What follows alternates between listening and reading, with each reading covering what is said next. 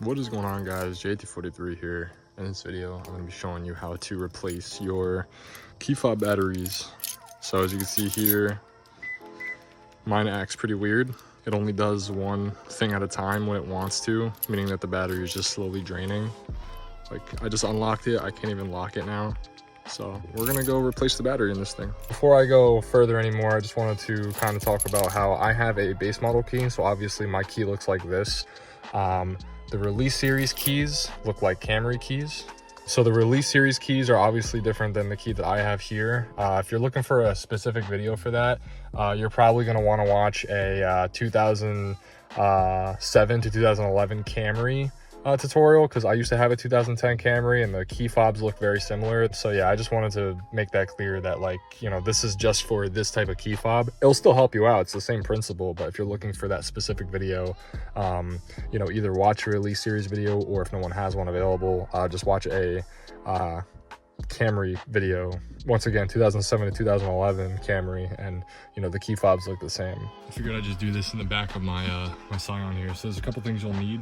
You'll need a screwdriver with a little baby flathead tip. I don't know if you can see that. You can get it. Yeah, there we go. Just something small.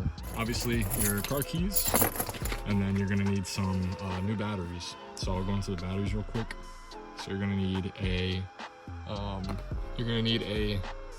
CR 2016. You can use whatever brand you want. I went with Energizer, but you just have to make sure that's the same part number. So CR 2016, and that's it, you're good. Yeah. All you need to know for batteries is it just needs to be a CR 2016, and that's all you pretty much need to know about batteries. What we'll do is we'll go ahead and grab our keys here, and we'll grab our small flathead. And if you see on the key over here, there's a little slit in the opening right along here.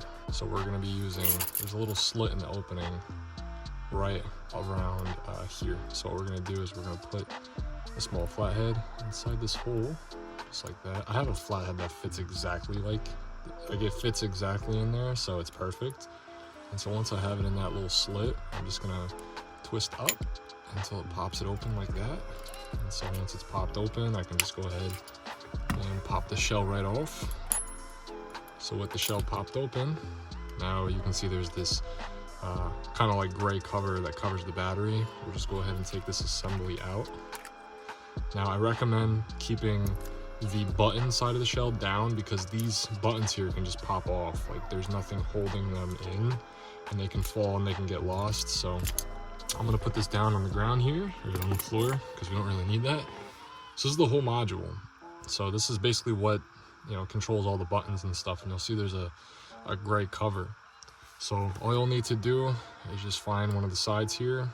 You'll just do it from the other side as well, but you'll pretty much just get in there and pry up just like that, and then the old battery will just come out like that. So you just take the old battery out. This is garbage, so we don't need that. I'll put that to the side. I'll open up my batteries real quick. Alright, so I got a new battery here. Go ahead and take the module, place the new battery inside the module, just like that. It should just kind of like slide in. There we go.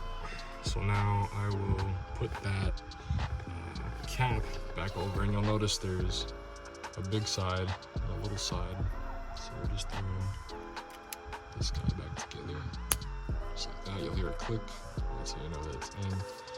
And then we will slide it back into the shell. So let me just slide this guy back in. Perfect, just like that. And then we'll pop the shell back on. Just like that. And now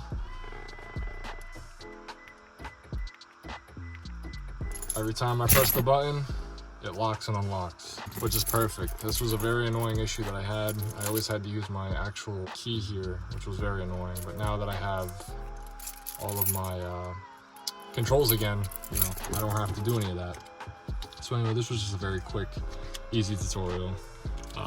If you did enjoy the video, this helped you out anyway, please like, comment, subscribe, and I'll see you later.